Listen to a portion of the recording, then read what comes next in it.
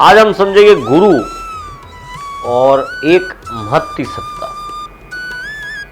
क्या है गुरु और क्या है महत्ती सत्ता, उसका मतलब क्या है, उसको समझने के लिए थोड़े हम उसके अंदर उतरेंगे कि गुरु जो है, गुरु शब्द जो है वो परमात्मा तक का एक मार्ग है। जो परमात्मा के पास पहुंचने की एक जो सीढ़ी बोलते हैं उसे गुरु कहते हैं।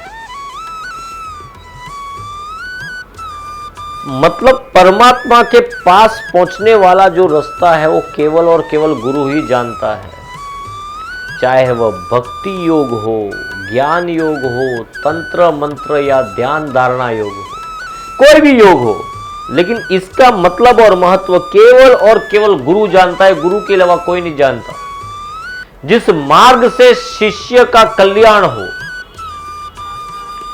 जो भी मार्ग से शिष्य का कल्याण हो, वह मार्ग शिष्य के लिए गुरु ही चुन सकता है और गुरु ही चुनता है।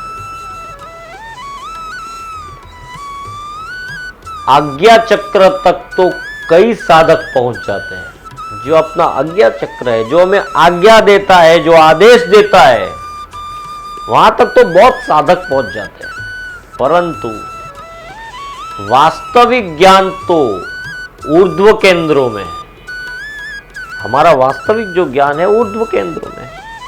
नाद बिंदु की उपासना करते करते सहस्त्रार तक साधक पहुंच जाता है। ये जो नाद बिंदु है उसकी उपासना करते करते साधक सहस्त्राकार तक पहुंच जाता है। सहस्त्रार से ब्रह्मरंध्र का मार्ग कुछ समय तक थोड़ा सा हटके है। जैसे किसी गहरी गुफा में जा रहे हो, वो मार्ग जो है ब्रह्मरंध्र तक का, ऐसा लगेगा कोई गहरी गुफा में हम जा रहे हैं। सुषुम्ना नाड़ी को छोड़कर यदि साधक का प्राणमय शरीर सहस्राकार के कमल दलों में अटक गया तो बस इस चक्र के दृश्य एवं सिद्धियों में ही अटक कर रह जाएगा। इस तरह हजार दलों का यदि भोग भोगता है तो हजार जन्म भी साधक को भोगने पड़ सकते हैं।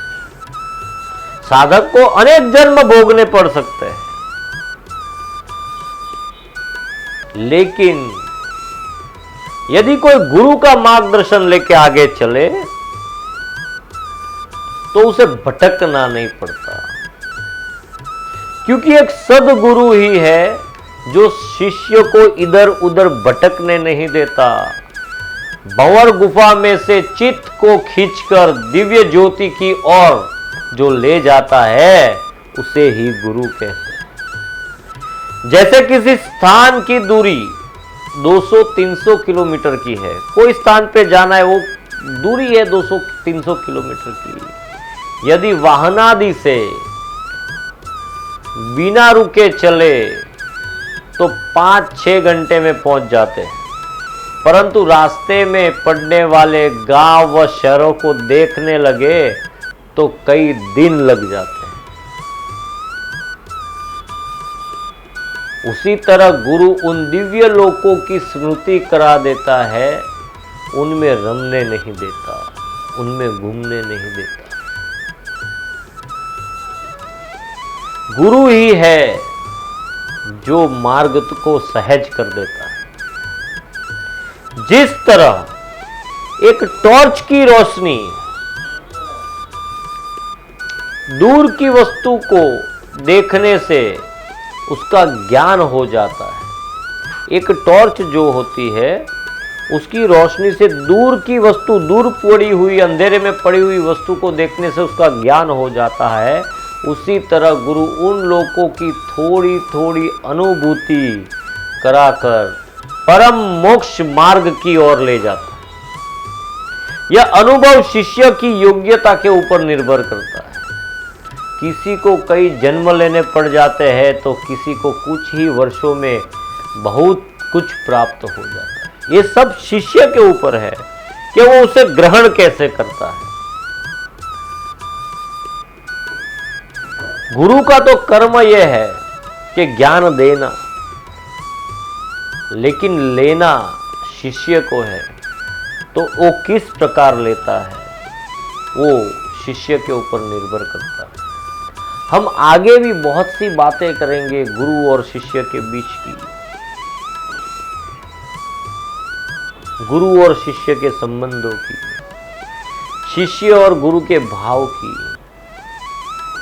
हम धर्माचरण के माध्यम से आने वाले हर कार्यक्रम में, हर प्रवचन में कुछ न कुछ ज्ञान प्रदान करेंगे।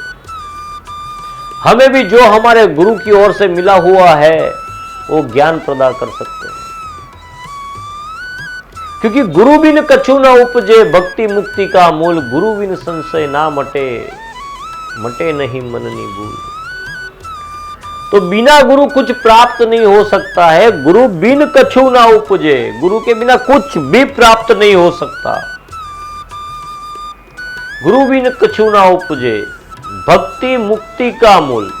यदि मुक्ति प्राप्त करनी हो तो ये गुरु ही मार्ग बताता है कि भक्ति करो, बिना भक्ति के मुक्ति प्राप्त नहीं होती। गुरु बिन संशय ना टले, मतलब जो भी मन की शंका है वो बिना गुरु के नहीं टलती। मटे नहीं मननी भूल, मतलब जो हम जीवन की गलतियां कर रहे हैं वो गलतियां उसे गुरु ही सुधार सकता है। मेरी वाणी को विराम देते हुए ओम नमो नारायण।